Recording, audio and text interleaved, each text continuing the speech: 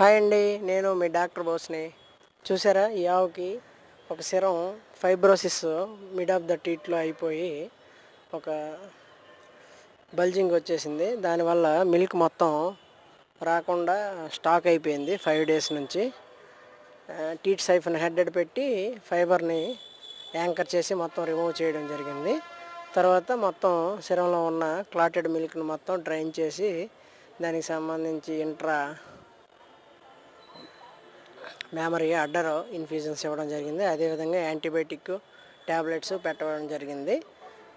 5 days పెట్టిన తర్వాత info అడగడం జరిగింది. నార్మల్ అయింది. పాలు కూడా నార్మల్గా వస్తున్నాయి. రైతు హ్యాపీ. ఏదైనా మీకు ఇబ్బందులు ఉంటే మీ పశువులకు సంబంధించి స్థానిక పశు వైద్యుని సంప్రదించి మీ పశువులకి ఆరోగ్యాన్ని కాపాడుకోండి. Thank you very much. మీ బోస్.